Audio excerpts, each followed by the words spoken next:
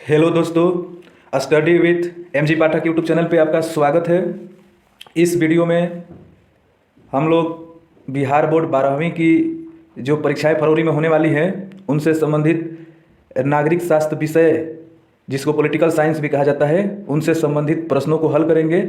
और इस वीडियो से आपको एग्ज़ाम में बहुत सारा प्रश्न मिलेगा।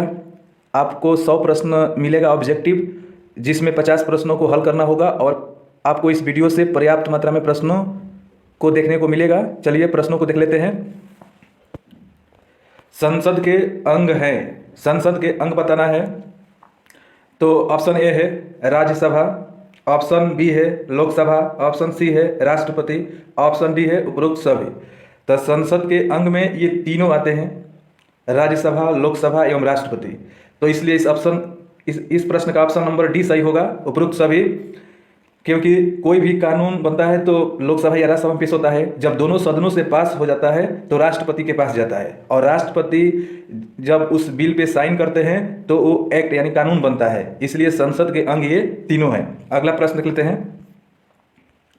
संसद के सदन हैं, वो पिछला प्रश्न था संसद के अंग, और ये प्रश्न है संसद के सदन। तो ऑप्शन देख लेते हैं। ऑप्शन ए है राज्यसभा, ऑप्शन बी है लोकसभा, ऑप्शन सी है केवल एक, ऑप्शन डी है ए और बी दोनों। तो संसद का सदन दो है, लोकसभा एवं राज्यसभा, इसलिए इस प्रश्न का सही आंसर डी होगा। अगला प्रश्न देख लेते हैं। राज्यसभा का कार्यकाल कितना होता है? ऑप्शन देख लेते हैं। ऑप्शन ए है 5 वर्ष, ऑप्शन ए है 5 वर्ष, ऑप्शन बी है 6 वर्ष, ऑप्शन सी है 4 वर्ष, ऑप्शन डी है इनमें से कोई नहीं। तो इस प्रश्न का right answer option number B होगा, 6 वर्ष। राज्यसभा का कार्यकाल 6 वर्ष होता है। अगला प्रश्न देखते हैं। लोकसभा का कार्यकाल कितना होता है? अब लोकसभा का कार्यकाल बताना है, तो ऑप्शन देख लेते हैं। ऑप्शन नंबर ए 5 वर्ष, ऑप्शन नंबर बी 6 वर्ष, ऑप्शन नंबर सी 4 वर्ष, ऑप्शन नंबर डी इनमें से कोई नहीं।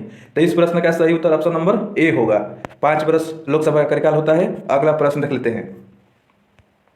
राज्यसभा के सदस्यों का न्यूनतम आयु कितने होती है? यानी राज्यसभा के जो सदस्य होते हैं वो उसके न्यूनतम आयु बताना है। तो ऑप्शन देख लेते हैं। ऑप्शन नंबर ए है 30 वर्ष, ऑप्शन नंबर बी है 25 वर्ष, ऑप्शन नंबर सी है 35 वर्ष, ऑप्शन नंबर डी है इनमें से कोई नहीं। तो इस प्रश्न का सही उत्तर ऑप्शन नंबर ए होगा, 30 वर्ष। राज्यसभा के जो सदस्य निर्वाचित या मनोनीत होते हैं उनका उम्र कम से कम 30 वर्ष होना चाहिए। अगला प्रश्न देख लेते हैं। लोकसभा के सदस्य बनने के लिए न्यूनतम आयु कितनी होती है? तो ऑप्शन ए है, पिछला प्रश्न राज्यसभा से था तो ये प्रश्न लोकसभा से है। तो ऑप्शन ए 30 वर्ष, ऑप्शन बी 25 वर्ष, ऑप्शन सी 35 वर्ष, ऑप्शन डी इनमें से कोई नहीं। तो इस प्रश्न का सही उत्तर ऑप्शन नंबर बी होगा, 25 वर्ष। अगला प्रश्न देख लेते हैं। राष्ट्रपति एवं उपराष्ट्रपति तथा राज्यपाल बनने की न्यूनतम आयु कितनी होती है? यानी ये तीनों की बताना है, राष्ट्रपति, उपराष्ट्रपति और राज्यपाल। तो ऑप्शन देख लेते हैं। ऑप्शन नंबर ए 30 वर्ष, ऑप्शन नंबर बी 25 वर्ष, ऑप्शन नंबर सी 35 वर्ष, ऑप्शन नंबर डी इनमें से कोई नहीं। तो इस प्रश्न का सही उत्तर ऑप्शन नंबर सी होगा, 35 वर्ष। राष्ट्रपति और उपराष्ट्रपति और राज्यपाल ये तीनों लोगों की न्यूनतम आयु होती है 35 वर्ष, तभी जाके ये राष्ट्रपति या उपराष्ट्रपति या राज्यपाल के पद पर नियुक्त हो सकते हैं। अगला प्रश्न देख लेते हैं। लोकसभा को इनमें से किन किन नामों से जाना जाता है? लोकसभा के बारे में बताना है कि किन किन नामों से जाना जाता है। एक तो लोकसभा हो गया, और किन किन नामों से जाना जाता है। तो ऑप्शन ए है लोकप्रिय सदन, ऑप्शन बी है निम्न सदन, ऑप्शन सी है प्रथम सदन, ऑप्शन डी है उपरोक्त सभी। तो लोकसभा को लोकप्रिय सदन के रूप में भी जाना जाता है, और इसे निम्न सदन के रूप में भी जाना जाता है, और प्रथम सदन के रूप में भी जाना जाता है। यानी ये तीनों नाम लोकसभा के रूप में जाना जाता है। तो इस प्रश्न का सही उत्तर ऑप्शन नंबर डी उपरोक्त सभी होगा। अगला प्रश्न देख लेते हैं। राज्यसभा को किन नामों से जाना जाता है? यानी पिछला प्रश्न लोकसभा से था और ये प्रश्न राज्यसभा को किन नामों से जाना जाता है बताना है। तो ऑप्शन देख लेते हैं। ऑप्शन नंबर ए है उच्च सदन, ऑप्शन नंबर बी है विद्वानों का सदन, ऑप्शन नंबर सी है द्वितीय सदन, ऑप्शन नंबर डी है उपरोक्त सभी। तो इस प्रश्न का भी राइट आंसर उपरोक्त सभी होगा, क्योंकि राज्यसभा को उच्च सदन के नाम से जाना जाता है और लोकसभा को निम्न सदन, और इसको विद्वानों का सदन भी कहा जाता है, और इसको द्वितीय सदन भी कहा जाता है, और लोकसभा को प्रथम सदन कहा जाता है और इसको द्वितीय सदन, और उस सदन और विद्वानों का सदन, ये तीनों कहा जाता है। तो सबको ध्यान रखिएगा प्रश्न को, और अच्छे से 2 बार वीडियो को देख लेंगे तो समझ में आ जाएगा प्रश्नों को, कन्फ्यूजन नहीं होगा। और चैनल को आप सब्सक्राइब और वीडियो को लाइक एवं शेयर जरूर करें। चलिए अगला प्रश्न देख लेते हैं। राष्ट्रपति को शपथ कौन दिलाता है? राष्ट्रपति को शपथ कौन दिलाता है बताना है। तो ऑप्शन देख लेते हैं। ऑप्शन नंबर ए उपराष्ट्रपति, ऑप्शन नंबर बी प्रधानमंत्री, option number C supreme court के मुख्य न्यायाधीश, ऑप्शन नंबर डी उपरोक्त सभी। तो इस प्रश्न का सही उत्तर ऑप्शन नंबर सी होगा। सुप्रीम कोर्ट के मुख्य न्यायाधीश राष्ट्रपति को शपथ दिलाते हैं, और राष्ट्रपति जो है सुप्रीम कोर्ट के मुख्य न्यायाधीश को शपथ दिलाता है। तो अगला प्रश्न देख लेते हैं। राज्यपाल को शपथ कौन दिलाता है? राज्यपाल को शपथ कौन दिलाता है? तो ऑप्शन नंबर ए उपराष्ट्रपति, ऑप्शन नंबर बी प्रधानमंत्री, option number C supreme court के मुख्य न्यायाधीश, या ऑप्शन नंबर डी संबंधित राज्य के उच्च न्यायालय के मुख्य न्यायाधीश। तो इस प्रश्न का सही उत्तर ऑप्शन नंबर डी होगा, क्योंकि जो राज्यपाल है वो जहाँ नियुक्त होता है उसी राज्य के उच्च न्यायालय के मुख्य न्यायाधीश उसको शपथ दिलाते हैं, या जहाँ उच्च न्यायालय नहीं होगा तो राष्ट्रपति तय करेंगे कि कौन उनको शपथ दिलाएगा तो उनको हाई कोर्ट का मुख्य न्यायाधीश ही। इसलिए इस प्रश्न का सही उत्तर ऑप्शन नंबर डी होगा। अगला प्रश्न देख लेते हैं। राज्यपाल की नियुक्ति कौन करता है? तो राज्यपाल की नियुक्ति कौन करता है? तो ऑप्शन नंबर ए है उपराष्ट्रपति, ऑप्शन नंबर बी प्रधानमंत्री, ऑप्शन नंबर सी राष्ट्रपति, ऑप्शन नंबर डी इनमें से कोई नहीं। तो इस प्रश्न का सही उत्तर ऑप्शन नंबर सी होगा। राज्यपाल की नियुक्ति राष्ट्रपति करता है। अगला प्रश्न, राज्यपाल का कार्यकाल कितना होता है? राज्यपाल का कार्यकाल बताना है। तो ऑप्शन देख लेते हैं। ऑप्शन नंबर ए 5 वर्ष, ऑप्शन नंबर बी राष्ट्रपति के प्रसाद पर्यंत, ऑप्शन नंबर सी 6 वर्ष, ऑप्शन नंबर डी इनमें से कोई नहीं। तो राज्यपाल का कोई निश्चित कार्यकाल नहीं है, इसलिए इस ऑप्शन नंबर बी सही होगा, क्योंकि वो राष्ट्रपति के प्रसाद पर्यंत ही अपने पद पे बना रहता है। राष्ट्रपति चाहे तो कभी भी उसको पद से हटा सकते हैं या कहीं और नियुक्त कर सकते हैं। तो इस प्रश्न का सही उत्तर ऑप्शन नंबर बी होगा। अगला प्रश्न देख लेते हैं। राष्ट्रपति एवं उपराष्ट्रपति का कार्यकाल कितना होता है? तो ऑप्शन नंबर ए देख लेते हैं 5 वर्ष, ऑप्शन नंबर बी 4 वर्ष, ऑप्शन नंबर सी 6 वर्ष, ऑप्शन नंबर डी इनमें से कोई नहीं। तो राष्ट्रपति एवं उपराष्ट्रपति का कार्यकाल बताना है। तो ये दोनों लोगों का कार्यकाल 5 वर्ष होता है, यानी ऑप्शन नंबर ए सही होगा। अगला प्रश्न देख लेते हैं। राष्ट्रपति पर महाभियोग संसद के किस सदन में लाया जा सकता है? यानी बताना है कि राष्ट्रपति पर महाभियोग जो है इस संसद के किस सदन में लाया जा सकता है। तो ऑप्शन देख लेते हैं। ऑप्शन नंबर ए केवल लोकसभा में, ऑप्शन नंबर बी केवल राज्यसभा में, ऑप्शन नंबर सी लोकसभा एवं राज्यसभा दोनों में, ऑप्शन नंबर डी इनमें से कोई नहीं।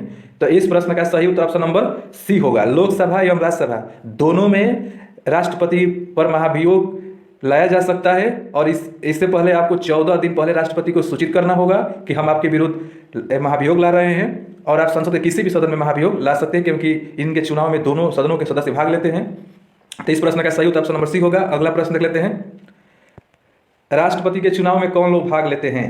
बताना है कि राष्ट्रपति के चुनाव में कौन लोग भाग लेते हैं। तो ऑप्शन ए है लोकसभा एवं राज्यसभा तथा सभी राज्यों विधानसभा के निर्वाचित सदस्य, ऑप्शन बी है दिल्ली एवं पुदुचेरी के विधानसभा के निर्वाचित सदस्य, और ऑप्शन डी है उपरोक्त सभी। तो इस प्रश्न का राइट आंसर उपयुक्त सभी होगा, क्योंकि लोकसभा और राज्यसभा और सभी राज्यों के जो विधानसभा के निर्वाचित सदस्य हैं, निर्वाचित सभी सदस्य नहीं, निर्वाचित जो जिनका चुनाव हुआ है वो लोग, और दिल्ली एवं पुदुचेरी केंद्र शासित प्रदेश ये दोनों हैं, लेकिन यहाँ पे विधानसभाएं हैं।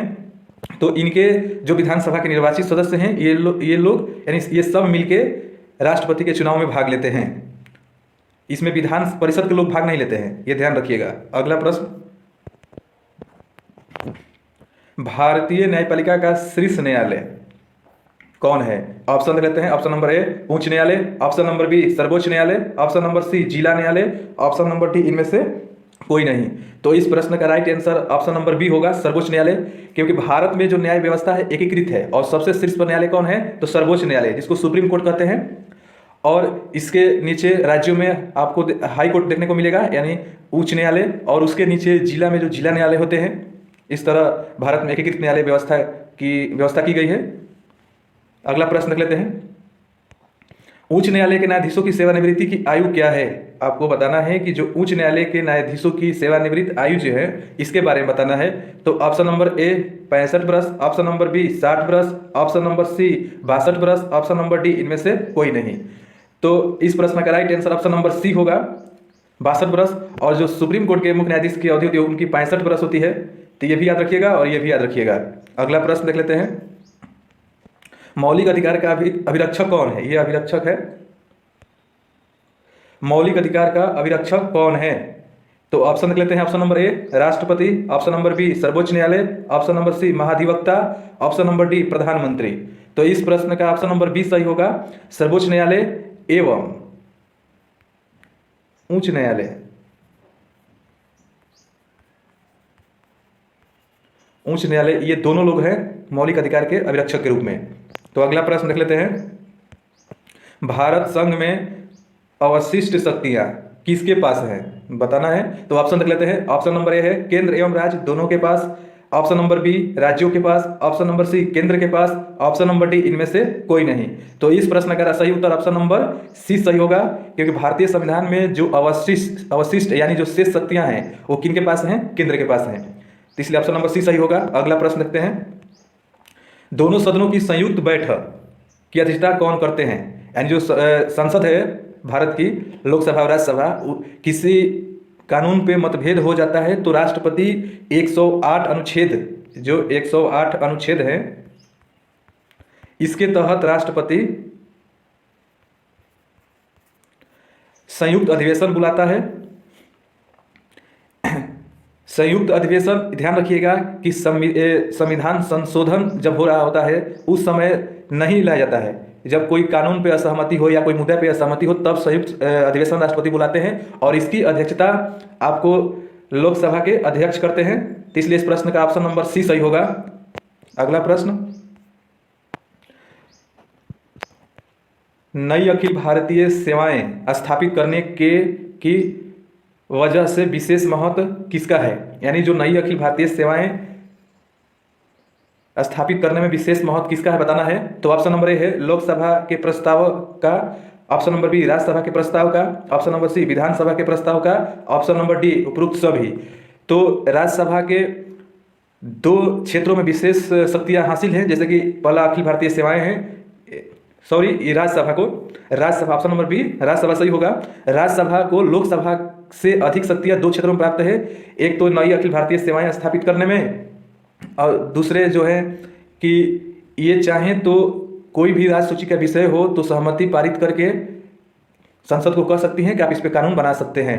तो यानी इस ऑप्शन बी सही होगा, राज्यसभा का प्रस्ताव का विशेष महत्व है अखिल भारतीय सेवाएं स्थापित करने में। तो अगला प्रश्न देख लेते हैं। लोक लेखा समिति में कितने सदस्य होते हैं? लोक लेखा समिति बताना है। तो ऑप्शन नंबर ए 15 लोकसभा से और 7 राज्यसभा से, ऑप्शन नंबर बी 30 लोकसभा से, ऑप्शन नंबर सी 15 राज्यसभा से, ऑप्शन नंबर डी इनमें से कोई नहीं।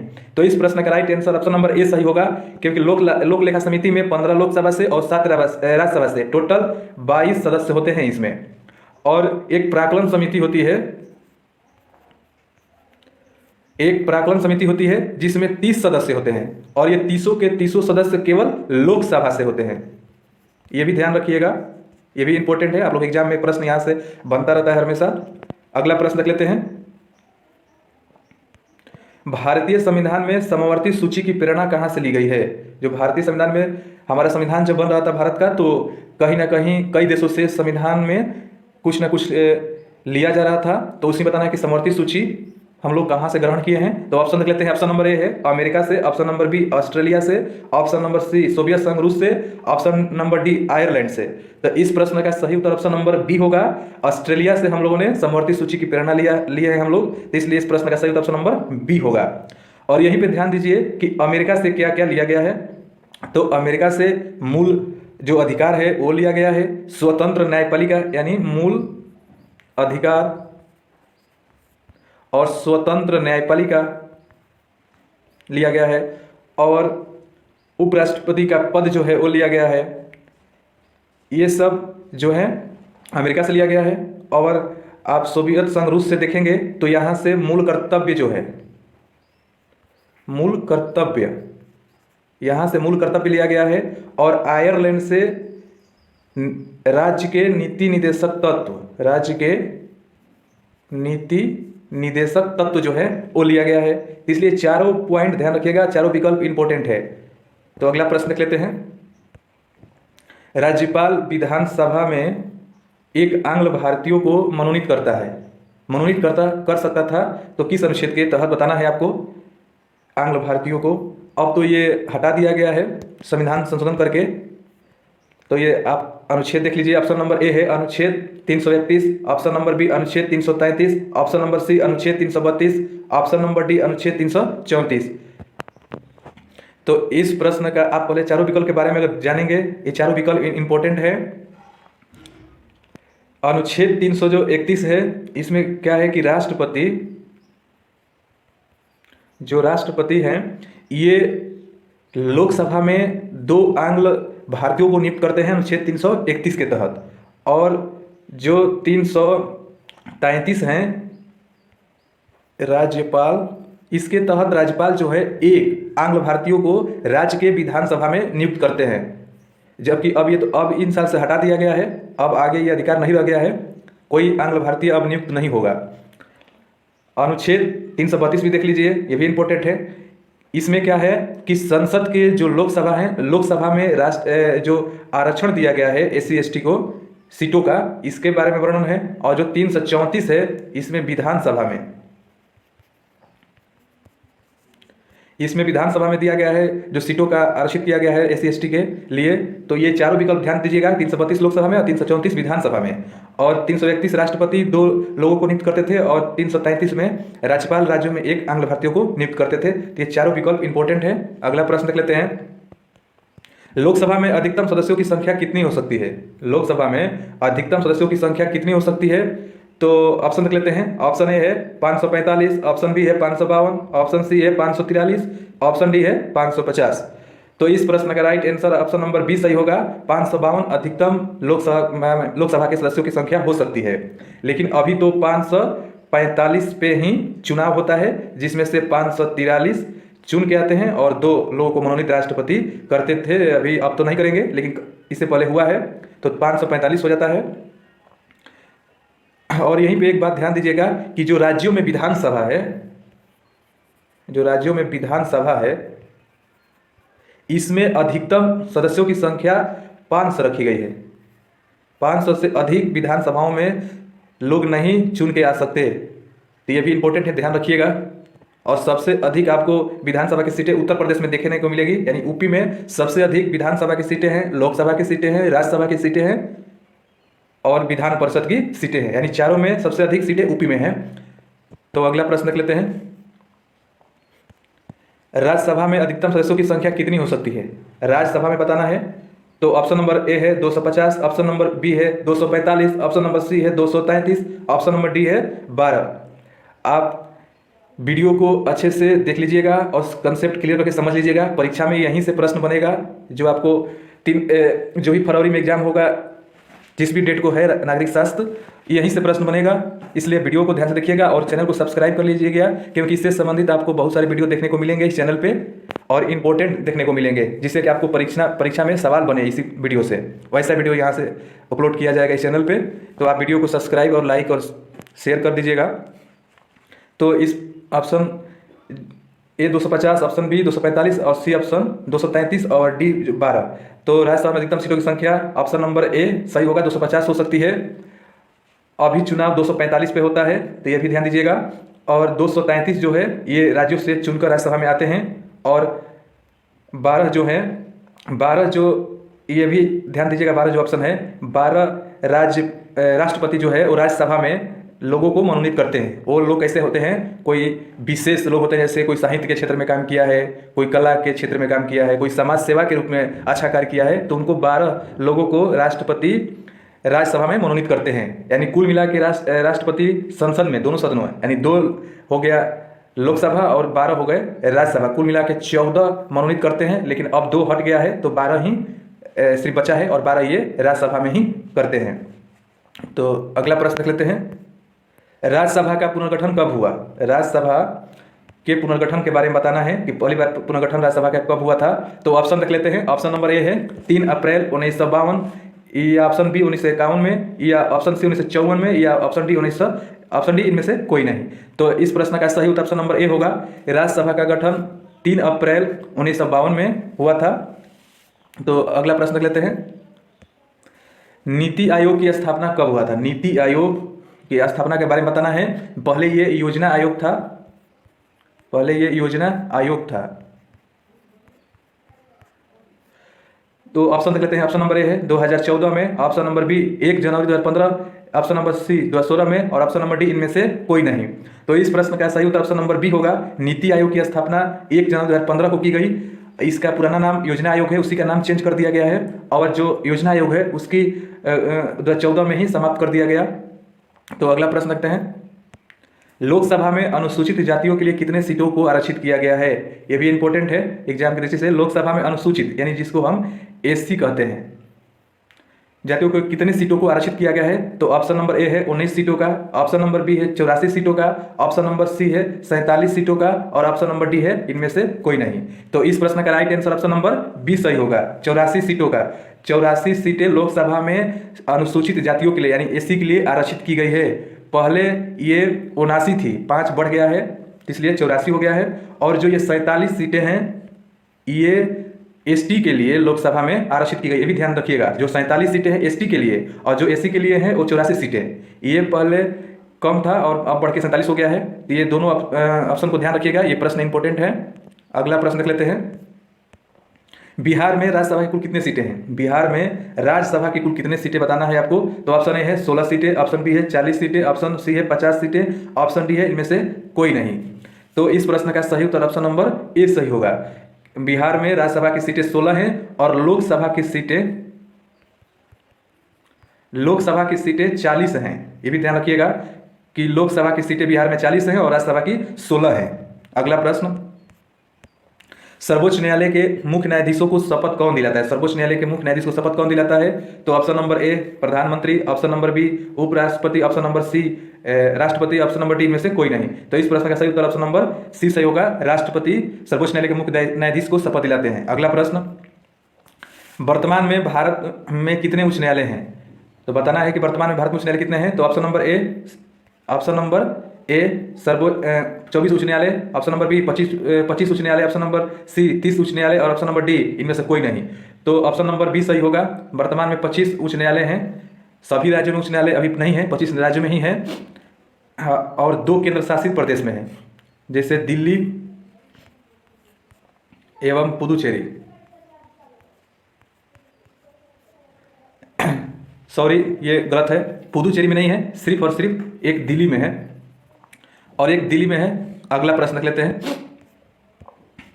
किस केंद्र शासित प्रदेश का अपना एक उच्च न्यायालय है? ये प्रश्न आ ही गया, बताना है। तो ये दिल्ली में है, इसको याद रखिएगा कि केवल और केवल एक ही ऐसा केंद्र शासित प्रदेश दिल्ली जहाँ की अपना उसका उच्च न्यायालय है, बाकी किसी के पास उच्च न्यायालय नहीं है। अगला प्रश्न, कौन से प्रधानमंत्री राज्यसभा के सदस्य थे? आपको बताना है कि कौन से प्रधानमंत्री भारत में बने हैं जो राज्यसभा से सदस्य थे और प्रधानमंत्री बने।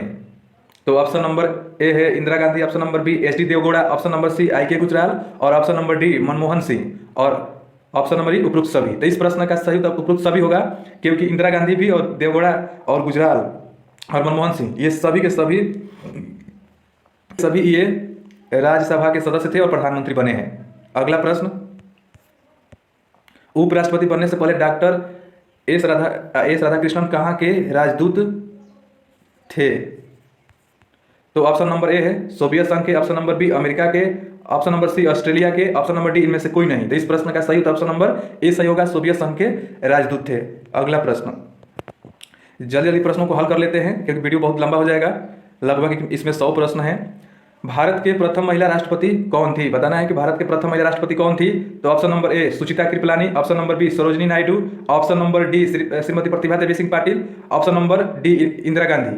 तो इस प्रश्न का सही ऑप्शन नंबर सी सही होगा, प्रतिभा देवी सिंह पाटिल थी जो भारत की प्रथम महिला राष्ट्रपति थी। और ये सुचिता कृपलानी भारत की प्रथम महिला मुख्यमंत्री जो कि यूपी की थी, ये प्रथम महिला मुख्यमंत्री थी। और जो सरोजिनी नायडू थे ये राज्यपाल थी, प्रथम राज्यपाल थी, भारत की प्रथम राज्यपाल यूपी की ही थी। और इंदिरा गांधी भारत के प्रथम प्रधानमंत्री थी। यानी ये चारों के चारों विकल्प इंपॉर्टेंट है, ध्यान रखिएगा। सुचिता कृपलानी मुख्यमंत्री पहला और नायडू राज्यपाल और प्रतिभा देवी पाटिल राष्ट्रपति और इंदिरा गांधी प्रधानमंत्री, इसलिए चारों ऑप्शन को ध्यान रखिएगा। अगला प्रश्न, भारत के प्रथम राष्ट्रपति कौन थे? तो ऑप्शन देख लेते हैं। Option number A doctor Sarvepalli Radhakrishnan, option B doctor Rajendra Prasad, option C Pandit Jawaharlal Nehru, option D Sukumar Sen. तो इस प्रश्न का right answer option number B सही होगा। डॉक्टर राजेंद्र प्रसाद भारत के प्रथम राष्ट्रपति थे और डॉक्टर सर्वपल्ली राधाकृष्णन जो उपराष्ट्रपति प्रथम थे, उपराष्ट्रपति थे, और पंडित जवाहरलाल नेहरू थे ये प्रधानमंत्री थे, प्रथम प्रधानमंत्री। और सुकुमार सेन जो थे ये प्रथम चुनाव कराने वाले ये निर्वाचन अधिकारी थे। अगला प्रश्न देख लेते हैं। भारत के कौन से राज्यों में विधान परिषद है? आपको ये भी प्रश्न इंपॉर्टेंट है, आप याद रखिएगा कि भारत के कौन से राज्यों में विधान परिषद है। तो ऑप्शन ए बिहार एवं उत्तर प्रदेश, ऑप्शन बी महाराष्ट्र एवं कर्नाटक, ऑप्शन सी आंध्र प्रदेश एवं तेलंगाना, और ऑप्शन डी उपरोक्त सभी। तो इस प्रश्न का राइट आंसर उपरोक्त सभी होगा, क्योंकि इस प्रश्न जो भारत में 6 राज्यों में ही विधान परिषद विद्यमान है, तो ये 6 के 6 विधान परिषद का नाम दिया गया है। आप याद कैसे करेंगे? तो आप ध्यान रखिए कि बिहार, उत्तर प्रदेश एक सटा हुआ राज्य है, तो यहाँ भी है, और महाराष्ट्र और कर्नाटक ये पश्चिम जो अरब सागर में सटा हुआ है, ये दोनों राज्य है, तो यहाँ भी महाराष्ट्र और कर्नाटक में है। और ये आंध्र प्रदेश और तेलंगाना जो कि दक्षिण भारत के राज्य है, दोनों एक ही राज्य से अलग हुए हैं, यहाँ भी दोनों में राज्यसभा है, विधान परिषद है, तो इसको ध्यान रखिएगा। अगला प्रश्न, विधान परिषद, बिहार विधान परिषद में कितने सीट हैं? तो option number A 243, option number B 75, option number C 100, option number D इनमें से कोई नहीं। तो इस प्रश्न का right answer option number B सही होगा। बिहार में 75 विधान परिषद का सीट है और 243 यहाँ का विधानसभा का ये सीट हो गया, और 100 सीटें ये तो बिहार में नहीं है। 243 याद रखिएगा विधानसभा की और 75 विधान परिषद की। अगला प्रश्न देख लेते हैं। प्रश्नों का व्याख्या मैं इसलिए कर दे रहा हूँ कि प्रश्नों से संबंधित भी प्रश्न आ जाते हैं, तो आप ध्यान रखेंगे तो जैसे भी प्रश्न बनेगा आप एग्जाम में हल कर लेंगे, इसलिए आप अच्छे से देखते रहिए और समझते रहिएगा वीडियो को। अगला प्रश्न लेते हैं, बिहार विधानसभा में के कार्यकाल कितना होता है? यानी बिहार विधानसभा का कार्यकाल कितना होता है? तो ऑप्शन नंबर ए 5 वर्ष, ऑप्शन नंबर बी 6 वर्ष, ऑप्शन नंबर सी 7 वर्ष, ऑप्शन नंबर डी इनमें से कोई नहीं। तो इस प्रश्न का right answer option number A सही होगा, 5 वर्ष। 5 वर्ष कार्यकाल आपका लोकसभा का और विधानसभा का, और 6 वर्ष कार्यकाल आपका विधान परिषद का और राज्यसभा का होता है कार्यकाल, इसलिए इस इंपॉर्टेंट है, ध्यान रखिएगा। अगला प्रश्न, ग्राम पंचायत का चुनाव लड़ने के लिए न्यूनतम आयु क्या है? ग्राम पंचायत का चुनाव लड़ने के लिए न्यूनतम आयु क्या है? तो ऑप्शन नंबर ए 30 वर्ष, ऑप्शन नंबर बी 25 वर्ष, ऑप्शन नंबर सी 21 वर्ष, और ऑप्शन नंबर डी 18 वर्ष। तो इस प्रश्न का right answer option number C सही होगा। 21 वर्ष के लोग जो हैं वो ग्राम पंचायत के चुनाव लड़ सकते हैं, और 25 वर्ष लोकसभा और विधानसभा के लिए है, और 30 वर्ष आपका विधान परिषद और राज्यसभा के लिए है, और 18 वर्ष आप जो 18 वर्ष के हो जाएंगे तो आप किसी भी चुनाव में वोट कर सकते हैं, आप वोट के अधिकारी हो जाएंगे वोट देने के। इसलिए ये चारों विकल्प इंपॉर्टेंट है, ध्यान रखिएगा। और इस प्रश्न का सही उत्तर ऑप्शन नंबर सी सही होगा, 21 वर्ष। अगला प्रश्न देख लेते हैं, आपातकाल के संबंध में क्या सही है? आपातकाल के संबंध में बताना है तो ऑप्शन नंबर ए अनुच्छेद 352 राष्ट्रीय आपातकाल, ऑप्शन नंबर बी अनुच्छेद 356 राज्य में राष्ट्रपति शासन, और ऑप्शन नंबर सी ये गलत हो गया है, ऑप्शन नंबर ई 360 में वित्तीय आपातकाल, और ऑप्शन नंबर डी उपरोक्त सभी। तो राष्ट्रीय आपातकाल के संबंध में ये सभी सही है, क्योंकि 352 में राष्ट्रपति शासन, राष्ट्रीय आपात की व्यवस्था की गई है, और 356 में राष्ट्रपति शासन लागू किया जा सकता है, और 360 में वित्तीय आपात का प्रावधान है, लेकिन अभी तक वित्तीय आपात लागू नहीं हुआ है। 352 का उपयोग अभी तक 3 बार हो चुका है। एक तो भारत और चीन का युद्ध जब हुआ 1962 वाला, उसमें ये पहला राष्ट्रीय आपात घोषित किया गया, और वो 68 तक चलता रहा, और उसके बाद घोषणा उसकी हुई जब आंतरिक अशांति के आधार पर इंदिरा गांधी जी ने 1975 में लगा दिया था, जबकि दूसरा उस समय राष्ट्रीय आपात चल ही रहा था, तब तीसरा उस समय इंदिरा गांधी ने लगा दिया। तो अभी 3 बार लगा हुआ है, अनुच्छेद 352 का प्रयोग हुआ है, और अनुच्छेद 356 का तो बहुत बार प्रयोग हो चुका है, और सबसे पहले पंजाब में इसका प्रयोग हुआ था, और 360 अभी तक लगाया नहीं गया है। तो अगला प्रश्न देख लेते हैं, संविधान संशोधन की प्रक्रिया किस अनुच्छेद में है? तो ऑप्शन नंबर ए है अनुच्छेद 123, ऑप्शन नंबर बी अनुच्छेद 368, ऑप्शन नंबर सी अनुच्छेद 108, ऑप्शन नंबर डी इनमें से कोई नहीं। तो इस प्रश्न का right answer option number B सही होगा। अनुच्छेद 368 में संविधान संशोधन की प्रक्रिया दिया हुआ है, और 108 भी ध्यान रखिएगा कि ये क्या है कि जब भी संसद के किसी भी सदन में असहमति हो जाती है तो राष्ट्रपति 108 के तहत ही संयुक्त अधिवेशन बुलाते हैं, और इसकी अध्यक्षता लोकसभा के अध्यक्ष ही करता है। और 123 में दिया गया है कि राष्ट्रपति अध्यादेश जारी कर सकता है। अध्यादेश जब कोई इमरजेंसी कानून बनाना हो तो भी जारी कर सकता है, या लोकसभा राज्यसभा का कार्यकाल न चल रहा हो, सत्र न चल रहा हो, तो भी अध्यादेश जारी करके बुला सकता है सत्र। तो ये भी ऑप्शन ध्यान रखेगा, और ये भी इस प्रश्न का ऑप्शन नंबर बी सही होगा। अगला प्रश्न, कौन सा मूल अधिकार आपातकाल में भी खत्म नहीं होता है? कौन सा जो मूल अधिकार है आपातकाल में भी खत्म नहीं होता है? तो ऑप्शन ए है अनुच्छेद 19 के मूल अधिकार, ऑप्शन नंबर बी अनुच्छेद 20 और 21 के मूल अधिकार, ऑप्शन नंबर सी सभी मूल अधिकार, या ऑप्शन नंबर डी इनमें से कोई नहीं। तो इस प्रश्न का राइट आंसर ऑप्शन नंबर 20 सही होगा, क्योंकि आप 20 और 21 कभी भी स्थगित नहीं होता है, बाकी सब स्थगित हो जाते हैं। अगला प्रश्न, संविधान सभा का गठन किस मिशन के द्वारा हुआ था? संविधान सभा का गठन किस मिशन के द्वारा होता है? तो ऑप्शन रहते हैं, ऑप्शन नंबर ए है cabinet mission, option number B Mountbatten, option number C Wavell योजना, ऑप्शन नंबर डी इनमें से कोई नहीं। तो इस प्रश्न का right answer option number A सही होगा, कैबिनेट मिशन के तहत ही संविधान सभा का गठन हुआ था। और माउंटबेटन योजना जो है इसके तहत भारत को स्वतंत्रता मिली थी और भारत 2 अधिराज्यों में बांट दिया गया। अगला प्रश्न, संविधान के अस्थायी अध्यक्ष कौन थे? तो option number A doctor Sachchidanand Sinha, option number B C Rajagopalachari, option number D doctor Rajendra Prasad, option number D BN Rao, option number E Bhimrao Ambedkar. तो इस प्रश्न का right answer option number A सही होगा, डॉक्टर सच्चिदानंद सिन्हा संविधान सभा के अस्थायी अध्यक्ष थे और सी राजगोपालचारी भारत के प्रथम स्वतंत्र भारत के प्रथम गवर्नर जनरल बने, और डॉक्टर राजेंद्र प्रसाद संविधान सभा के अध्यक्ष थे और भारत के प्रथम राष्ट्रपति थे, और BN राव संविधान सभा के सलाहकार थे और सबसे वृद्ध व्यक्ति थे ये, और भीमराव अंबेडकर प्रारूप समिति के अध्यक्ष थे और इन्होंने संविधान को इनको संविधान का जनक भी कहा जाता है, संविधान का पिता भी कहा जाता है, और ये अनुच्छेद 32 को संविधान का आत्मा कहे हैं। तो ये सारी बातें इंपॉर्टेंट है, ध्यान रखिएगा, परीक्षा में बनता है। अगला प्रश्न, प्रारूप समिति का अध्यक्ष कौन थे? प्रारूप समिति के ऑप्शन रख लेते हैं, option number A Pandit Jawaharlal Nehru, option number B Bhimrao Ambedkar, option number C Sardar Vallabh Bhai Patel, और option number D JB Kripalani, और option number E SC Mukherjee. तो इस प्रश्न का राइट आंसर ऑप्शन नंबर इसमें बी सही होगा, डॉक्टर भीमराव अंबेडकर जी प्रारूप समिति के अध्यक्ष थे, और पंडित जवाहरलाल नेहरू ये संविधान की मूल उद्देशिका प्रस्तुत किया था और ये संविधान के अध्यक्ष थे, और सरदार पटेल जो थे ये जो मूल अधिकार के अध्यक्ष थे, और JB कृपलानी उप मूल अधिकार के अध्यक्ष थे, और SC मुखर्जी ये राज्यों के उप अध्यक्ष थे। तो ये सब इंपॉर्टेंट बातों को ध्यान रखिएगा। इस प्रश्न का right answer option number B सही होगा, डॉक्टर भीमराव अंबेडकर। अगला प्रश्न देख लेते हैं, संविधान कब बनकर तैयार हुआ?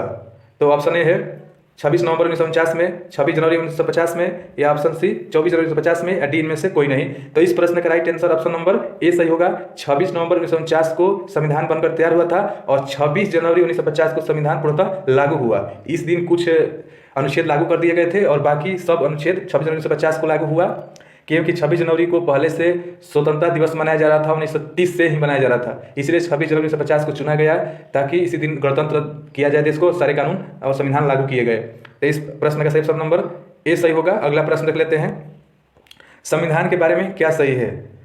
तो ऑप्शन ए है अनुच्छेद 395 और 12 अनुसूचियाँ और 22 भाग। तो ये सही है क्योंकि अनुच्छेद 395 और 12 अनुसूचियाँ और 22 भाग हैं। और ऑप्शन बी है 2/11/18 दिन संविधान को बनाने में लगा, ये भी सही है। और ऑप्शन सी है 63,96,729 रुपया कुल व्यय हुआ संविधान बनाने में। और ऑप्शन नंबर डी 395 अनुच्छेद और 8 अनुसूचियाँ और 22 भाग। जब संविधान शुरू में बन गया था तो उस समय 8 ही अनुसूचियाँ थी, तो ये भी सही है, यानी सब के सब ये सही है। अगला प्रश्न, संविधान सभा में प्रस्तावना को किसने पेश किया था? तो ऑप्शन नंबर ए है Pandit Jawaharlal Nehru, option number B Motilal Nehru, option number C Mahatma Gandhi और option number D Sardar Patel. तो इस प्रश्न का राइट आंसर पंडित जवाहरलाल नेहरू होगा। अगला प्रश्न, भारत की नागरिकता को कैसे प्राप्त किया जा सकता है? तो ऑप्शन नंबर ए है जन्म से और पंजीयन द्वारा।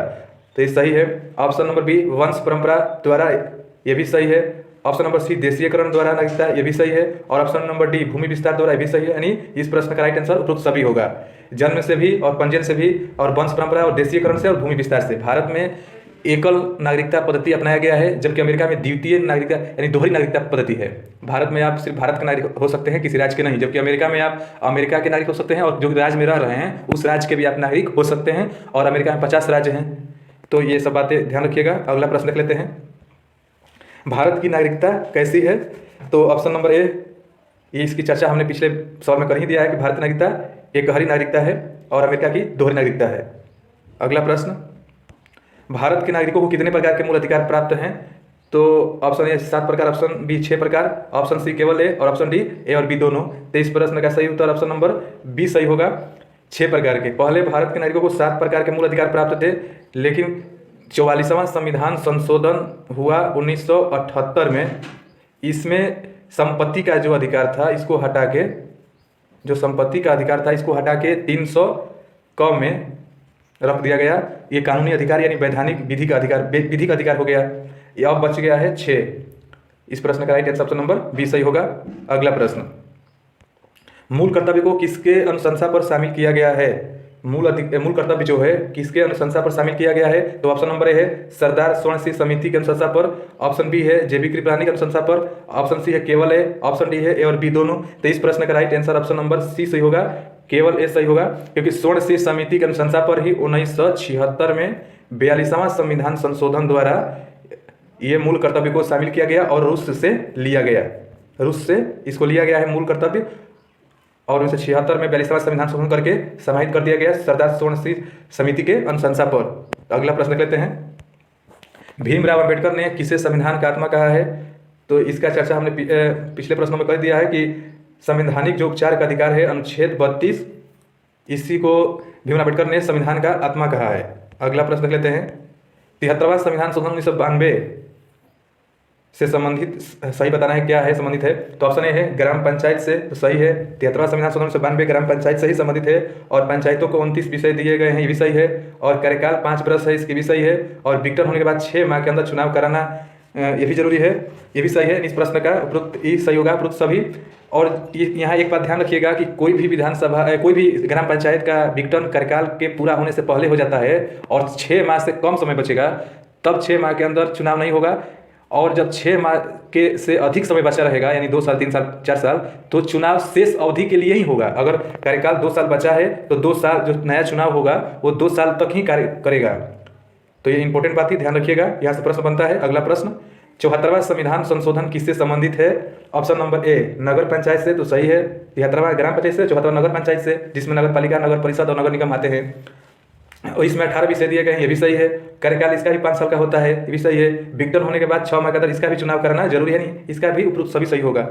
अगला प्रश्न देख लेते हैं, मतदाता दिवस कब मनाया जाता है? तो मतदाता दिवस बताना है। तो ऑप्शन नंबर ए 24 अक्टूबर को, ऑप्शन नंबर बी 25 जनवरी को, ऑप्शन नंबर सी 8 मार्च को, ऑप्शन नंबर डी 10 दिसंबर को। तो इस प्रश्न का right answer option number B सही होगा, 25 जनवरी को मतदाता दिवस मनाया जाता है। और इसको भी ध्यान रखिएगा, 24 अक्टूबर को संयुक्त राष्ट्र दिवस मनाया जाता है। और 8 मार्च को भी ध्यान रखिएगा, अंतर्राष्ट्रीय महिला दिवस मनाया जाता है।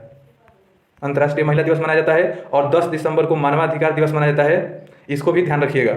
अगला प्रश्न, वित्त आयोग की स्थापना राष्ट्रपति किस अनुच्छेद के तहत करते हैं? वित्त आयोग के बारे में बताना है कि किस अनुच्छेद में इसकी उल्लेख है और राष्ट्रपति किसके आधार पर करते हैं। तो अनुच्छेद ए है, ऑप्शन नंबर ए है अनुच्छेद 300 ए, ऑप्शन नंबर बी अनुच्छेद 280, ऑप्शन नंबर सी अनुच्छेद 343, ऑप्शन नंबर डी अनुच्छेद 370 और ऑप्शन नंबर ई अनुच्छेद 365। तो इस प्रश्न का right answer option number B सही होगा। अनुच्छेद 280 के तहत ही जो राष्ट्रपति हैं वित्त आयोग की स्थापना करते हैं, हर एक 5 साल के लिए वित्त आयोग की स्थापना करते हैं। अभी 15वां वित्त आयोग चल रहा है, 2021 से 26 तक चलेगा। और 300 ए जो है ये ध्यान रखिएगा कि इसमें आपका संपत्ति का अधिकार रख दिया गया है, पिछले प्रश्नों में हमने बताया ही। और 343 में कहा गया है कि संघ की देवनागरी लिपि होगी, जो भाषा होगी हिंदी देवनागरी लिपि में होगी। और जो 370 है ये जम्मू कश्मीर से संबंधित है, अब तो ये हटा दिया गया है, 5 अगस्त 2019 से ही ये इसको स्थगित कर दिया गया है। और जो 365 है इसमें कहा गया है कि राज्य अगर केंद्र द्वारा कोई निर्देश दिया जा रहा है और उसका पालन नहीं करता है तो वहाँ इसके जरिए राष्ट्रपति शासन लगाया जा सकता है, इसलिए ये भी 365 भी ध्यान रखिएगा। अगला प्रश्न, राष्ट्रपति को अध्यादेश जारी करने का उल्लेख किस अनुच्छेद में है? तो ऑप्शन, इसका चर्चा हमने पिछले कर ही दिया है कि 123 में राष्ट्रपति अध्यादेश जारी कर सकता है। अध्यादेश जारी कब करता है? जब इमरजेंसी में कोई कानून बनाना हो या जो संसद का सत्र है नहीं चल रहा हो उसको सत्र चलाने के लिए बुला सकता है और अध्यादेश जारी कर सकता है। तो ये ऑप्शन नंबर ए सही होगा। अब बी देख लेते हैं। तो बी में ये अनुच्छेद 200 में उल्लेख है कि राज्यपाल जो है वो विधानसभा से जो कानून बनता है तो जब राज्यपाल के पास आता है तो वो राष्ट्रपति के पुनर्विचार के लिए सुरक्षित रख सकता है। ये अनुच्छेद 200 में उल्लेख है, ये इंपॉर्टेंट है, भी ध्यान रखिएगा। और जो ये 249 है इसके तहत जो है राज्यसभा राज्य सूची के विषय पर कानून बनाने के लिए संसद को निर्देशित कर सकती है या सलाह दे सकती है। और जो 169 है इसके तहत राज्यों में विधान परिषद की स्थापना किया जा सकता है, विधान परिषद की, ये भी इंपॉर्टेंट, यानी ये जो अनुच्छेद है इंपॉर्टेंट अनुच्छेदों को हमने ऑप्शन में रख लिया ताकि ऑप्शन के अनुसार आपको एक ही प्रश्न में 5-6 सवाल मिल जाएंगे और कहीं से भी सवाल बनेगा तो आप इस प्रश्न को हल कर लेंगे। और जो ये 148 है, 148 को आप देख लीजिएगा कि ये किस अनुच्छेद में है। ये नियंत्रक एवं महालेखा परीक्षक का इसमें उल्लेख है। तो अगला प्रश्न देख लेते हैं, सुप्रीम कोर्ट किस अनुच्छेद के तहत रिट जारी करता है? जो सुप्रीम कोर्ट है ये किस अनुच्छेद के तहत रिट जारी करता है? तो ऑप्शन है अनुच्छेद 32, ऑप्शन बी है अनुच्छेद 226, ऑप्शन सी है अनुच्छेद 129, ऑप्शन डी है अनुच्छेद 124 और ऑप्शन ए है अनुच्छेद 214। तो इस प्रश्न का right answer option number A सही होगा। 32 के तहत ही ये रिट जारी करता है। और 226 जो है ये हाई कोर्ट जो है, जो राज्यों के उच्च न्यायालय हैं, ये रिट जारी करते हैं 226 के तहत। ये भी इंपॉर्टेंट है, इसको भी ध्यान रखिएगा। चलिए अगला प्रश्न देख लेते हैं,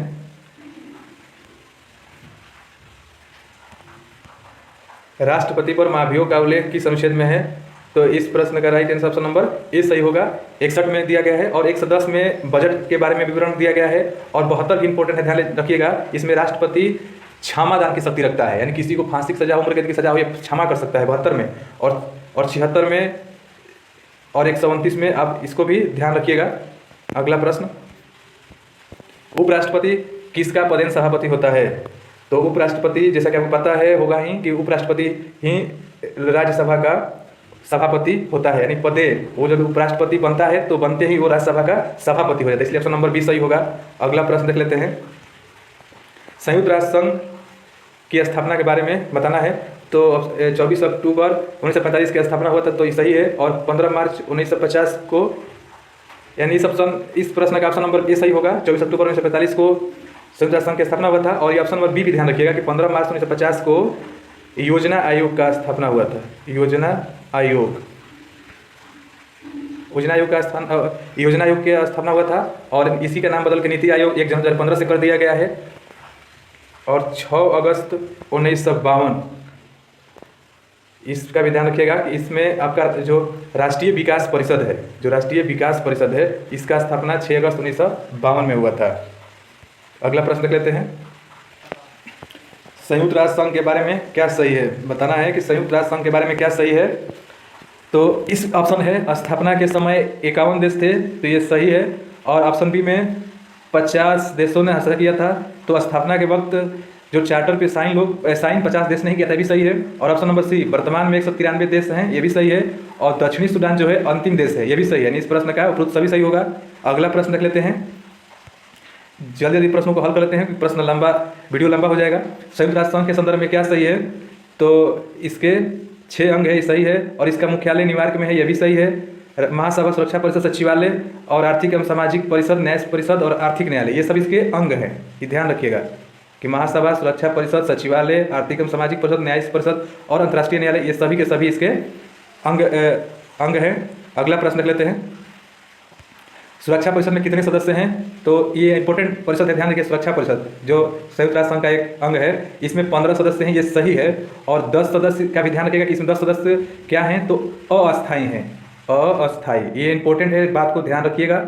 और जो ये 5 सदस्य हैं इसके अस्थायी सदस्य हैं, यानी कुल इसमें 15 सदस्य होते हैं, 10 अस्थायी और 5 अस्थायी। अगला प्रश्न देख लेते हैं, इनमें से कौन सुरक्षा परिषद में अस्थायी सदस्य हैं? सुरक्षा परिषद में अस्थायी तो 5 होते हैं, हमने बताया पिछले प्रश्नों में। अब 5 का नाम लिख लीजिए। पहला अमेरिका, दूसरा रूस, ब्रिटेन, फ्रांस और चीन। ये 5 के 5 ये सुरक्षा परिषद के अस्थायी सदस्य हैं। आप याद रखिएगा कि अमेरिका एक ठो है और ये 3 ठो है यूरोप के देश, रूस, ब्रिटेन और फ्रांस। और चीन एकमात्र एशिया का देश है जो सुरक्षा परिषद में अस्थायी सदस्य है। भारत भी कोशिश कर रहा है कि मिल जाए सदस्यता। अगला प्रश्न देख रहे हैं, आर्थिक एवं सामाजिक परिषद में कितने सदस्य हैं? आर्थिक एवं सामाजिक परिषद में कितने सदस्य हैं? तो इसमें 54 सदस्य हैं, ये इंपॉर्टेंट ध्यान रखिएगा। अगला प्रश्न, जल्दी प्रश्नों को हल कर लेते हैं। संयुक्त राष्ट्र संघ के सचिव वर्तमान में बताना है कि वर्तमान में कौन है। तो ऑप्शन ए है त्रिगवेली और अंतोनियो गुतेरस, या सी है बेड हैमरशोल्ड, या डी है यू थॉन म्यांमार के। तो इस प्रश्न का ऑप्शन नंबर 20 सही होगा। अंतोनियो गुतेरस जो है वो वर्तमान में पुर्तगाल के हैं, ये ही इस समय महासचिव हैं संयुक्त राष्ट्र संघ के। और जो त्रिवेली हैं ये पहले महासचिव हैं जो नॉर्वे के थे, इसको भी ध्यान रखिएगा। और जो ये ऑप्शन सी है बेड हैमरशोल्ड जो हैं ये स्वीडन के हैं, ये पहले ऐसे महासचिव हैं जिनकी वायु यात्रा में मौत हो चुकी है। और जो यू थांड हैं ये करवाहक बने हैं पहले, करवाहक ये बने पहले महासचिव और बाद में ये अस्थायी सचिव भी बन गए थे। तो ये चारों ध्यान रखिएगा, चारों इंपॉर्टेंट हैं और वर्तमान में एंटोनियो गुतेरेस हैं। अगला प्रश्न देख लेते हैं, अंतर्राष्ट्रीय न्यायालय के विषय में क्या सही है? तो मुख्यालय इसके हेग में नीदरलैंड में है, ये सही है। न्यायाधीशों की संख्या 15 है, इसमें न्यायाधीश कितने हैं? 15 हैं। और कार्यकाल इनके 9 वर्ष होते हैं, ये भी सही है। और प्रत्येक 3 वर्ष बाद 5 न्यायाधीश अवकाश ग्रहण कर लेते हैं, ये भी सही है, यानी सब सही होगा। अगला प्रश्न देख लेते हैं, विश्व व्यापार संगठन के बारे में क्या सही है? इसकी स्थापना 1 जनवरी 1995 को हुआ था, सही है। और मुख्यालय इसकी जेनेवा में ही, सही है। यानी इस प्रश्न का सही आंसर डी होगा, ए और बी दोनों। अगला प्रश्न, नाटो की स्थापना के संबंध में क्या सही है? तो नाटो की स्थापना 4 अप्रैल 1949 में हुआ था और ये अमेरिका के द्वारा हुआ, सही है। और मुख्यालय जो है ब्रुसेल्स बेल्जियम में है, ये भी सही है, यानी उपरोक्त सभी सही है। अगला प्रश्न देख लेते हैं, ये सार्क है, सार्क की स्थापना के संबंध में बताना है। तो इसका मुख्यालय काठमांडू में है, सही है। और इसकी स्थापना 1985 में हुई थी, ये भी सही है। और वर्तमान में 8 देश हैं, सही है। और प्रथम शिखर सम्मेलन ढाका में हुआ था बांग्लादेश में, तो 1985 में सही है। और उपरोक्त सभी सही होगा। और इसमें 8 देश कौन कौन से याद रखिएगा, इसमें 8 देश में आपको भारत है, पाकिस्तान है, नेपाल है और भूटान है और आपका बांग्लादेश है और मालदीव है और आपका अफगानिस्तान है और श्रीलंका है। ये 8 हो गए, 1 2 3 4 5 6 7, भारत, पाकिस्तान, नेपाल और ये भूटान, ये 8 हो गया। अगला प्रश्न देख लेते हैं, आसियान की स्थापना के संदर्भ में क्या गलत है? तो गलत बताना है कि क्या गलत है। तो स्थापना इसकी 8 अगस्त 1967 को हुआ था, तो सही है। सदस्य देशों की संख्या इसकी 10 है, ये भी सही है। 24 अगस्त 1996 को भारत आसियान का पूर्ण सहभागी बन गया, ये भी सही है। और इसकी केंद्रीय सचिवालय जकार्ता इंडोनेशिया में, ये भी सही है। यानी इसमें कोई गलत नहीं है, सबके सब सही है। अगला प्रश्न देख लेते हैं, यूरोपीय संघ के विषय में क्या गलत है? यूरोपीय संघ, तो यूरोपीय संघ की आप एक ध्यान रखिएगा कि यूरोपीय संघ की स्थापना 1957-58 में हुआ था और इसमें 6-10 ने मिलकर किया था, जैसे इटली, जर्मनी, फ्रांस, लग्जमबर्ग, ये सब मिलकर इसकी स्थापना किए थे। लेकिन बाद में इसका 1 नवंबर 1993 में इसका नाम बदल के यूरोपीय संघ कर दिया गया था। पहले यूरोपीय संघ नाम नहीं था, 6 इनर के नाम से जाना जाता था। और 1 नवंबर 1993 को इसको यूरोपीय संघ के नाम रख दिया गया और मुख्यालय इसका ब्रुसेल्स बेल्जियम में है। और जनवरी 2020 में यूनाइटेड किंगडम ने, यानी ब्रिटेन जो है वो बाहर हो गया है 2020 में। और इसकी मुद्रा जो है यूरो है। ये सबके सब सही है, यानी में से कोई गलत नहीं है, सबके सब सही। अगला प्रश्न, न्यायालय में संवैधानिक पीठ कितने जजों का होता है बताना है। तो इसमें 5 जजों का जो होता है वो संवैधानिक पीठ होता है, 5 से अधिक होंगे तभी संवैधानिक पीठ कहलाएगा। अगला प्रश्न, किस समिति ने ग्राम पंचायत को त्रिस्तरीय बनाने का सुझाव दिया था? तो ऑप्शन ए है अशोक मेहता, तो इस ऑप्शन बी है बलवंत राय मेहता और ऑप्शन सी LM सिंघवी और ऑप्शन डी इनमें से कोई नहीं। तो इस प्रश्न का सही ऑप्शन नंबर बी सही होगा। बलवंत राय मेहता समिति ने त्रिस्तरीय दिया था और जो अशोक मेहता समिति है ये 2 स्तरीय की बात करते हैं और जो LM सिंघवी है ये ग्राम पंचायत को संवैधानिक दर्जा की देने की बात करते हैं, संवैधानिक दर्जा। तो इसलिए ये तीनों ऑप्शन ध्यान रखिएगा। अगला प्रश्न देख लेते हैं, 42वां संविधान संशोधन 1976 के द्वारा प्रस्तावना में किन शब्दों को जोड़ा गया? तो यह प्रस्तावना में जो 42वां संविधान संशोधन इंदिरा गांधी के द्वारा किया गया था उसमें अखंडता और पंथ निरपेक्षता और समाजवादी ये सभी जोड़ा गया था। अगला प्रश्न, इनमें से कौन राज्य का मुख्य तत्व है? तो संप्रभुता, सरकार, जनसंख्या, भूभाग ये सभी सरकार राज्य के प्रमुख तत्वों में है। अगला प्रश्न, गुट निरपेक्ष आंदोलन से संबंधित क्या सही है? इसके नेता पंडित जवाहरलाल नेहरू और अब्दुल नासिर और मार्शल टिटो हैं, ये सही है। और मार्शल टिटो ही अध्यक्ष थे पहले सम्मेलन का। और पहला शिखर सम्मेलन 1961 में हुआ था, ये भी इंपॉर्टेंट है। गुट निरपेक्ष से प्रश्न आपके परीक्षा में बनता है, ध्यान रखिएगा। और संयुक्त राष्ट्र संघ से ही बनता है। बेलग्रेड में हुआ था ये जो पहला 1961 में हुआ था और लगभग इसमें 120 देश शामिल है, यानी सब सही है। अगला प्रश्न, ब्रेजनेव किस देश के राष्ट्रपति हैं? तो ये सोवियत संघ रूस के हैं, राष्ट्रपति रूस के राष्ट्रपति हैं। तो ऑप्शन नंबर 20 सी सही होगा। अगला प्रश्न, सर्वप्रथम किस राज्य में महिलाओं को पंचायतों में 50% आरक्षण दिया गया? तो ये बिहार राज्य है, यहाँ दिया गया है। अगला प्रश्न, भारत और पाकिस्तान के बीच कौन सा सीमा रेखा है? तो रेड क्लिफ जो सीमा रेखा है वो भारत और पाकिस्तान के बीच है और जो डुरंड रेखा है ये अफगानिस्तान के बीच है। अफगानिस्तान के बीच है, और जो मैकमोहन रेखा है ये चीन के बीच भारत की सीमा रेखा है, जो अरुणाचल प्रदेश में है, अरुणाचल प्रदेश में है। और ये डुरेंट रेखा अफगानिस्तान के बीच में है, ये जम्मू कश्मीर में है। और रेड क्लिफ जो रेखा है ये भी जम्मू कश्मीर पंजाब राजस्थान होते हुए निकला है। यानी इस प्रश्न का सही ऑप्शन। अगला प्रश्न लेते हैं, शिमला समझौता कब हुआ था? तो 1972 में शिमला समझौता हुआ था, और पाकिस्तान और भारत का युद्ध 1965 में हुआ था। इसको भी ध्यान रखिएगा। अगला प्रश्न, किसने कहा कि किसने कहा, ये गलत हो गया, किसने कहा कि स्वतंत्रता, नहीं सही है,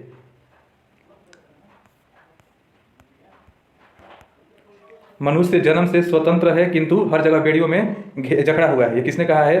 तो इसको रूसो ने कहा है, ध्यान रखिएगा, ऑप्शन नंबर सी। अगला प्रश्न, पॉलिटिक्स नामक पुस्तक के लेखक कौन है? तो पॉलिटिक्स पुस्तक अरस्तु का है, ये ध्यान रखिएगा, ऑप्शन नंबर बी। अगला प्रश्न, रिपब्लिक पुस्तक के लेखक कौन है? तो रिपब्लिक पुस्तक का लेखक प्लेटो है, ये ध्यान रखिएगा। लेवियाथन पुस्तक के लेखक कौन है? तो इसके हॉब्स लेखक हैं, ध्यान रखिएगा। प्रश्नों को जल्दी जल्दी हल कर देते हैं क्योंकि प्रश्न ज़्यादा है और वीडियो लंबा हो जाएगा ज़्यादा। अगला प्रश्न, द सोशल कॉन्ट्रैक्ट पुस्तक के लेखक कौन है? तो इसके हैं रूसो, इसके के रूसो हैं। अगला प्रश्न, प्राचीन युग में राज्य को क्या कहता था? तो राज्य को नगर राज्य कहा जाता था, ऑप्शन नंबर बी सही है। अगला प्रश्न, किसने कहा कि धर्म लोगों के लिए अफीम है? तो मार्क्स ने कहा है कि धर्म लोगों के लिए अफीम का कार्य करता है। अगला प्रश्न, ताशकंद समझौता कब हुआ था? तो ये 1966 में लाल बहादुर शास्त्री के द्वारा किया गया था, यहीं पे इनकी मृत्यु हो गई थी। अगला प्रश्न, किसने देश को 1991 में पूर्व की ओर चलने की नीति अपनाई? तो भारत ने ये अपनाई थी। अगला प्रश्न देख लेते हैं, किसने द्विराष्ट्र सिद्धांत का प्रतिपादन किया? तो मोहम्मद अली जिन्ना ने धर्म के आधार पर द्विराष्ट्र सिद्धांत का प्रतिपादन किया और देश का विभाजन कराया। अगला प्रश्न है, भारतीय विदेश नीति का आधार क्या है? तो भारत विदेश नीति का आधार है विश्व शांति, शांति सहअस्तित्व और पंचशील, ये सभी सही होगा। अगला प्रश्न, किसने कहा है कि स्वतंत्रता हमारा जन्मसिद्ध अधिकार है और इसे हम लेकर रहेंगे? तो ये बाल गंगाधर तिलक ने कहा है, ऑप्शन नंबर बी सही होगा।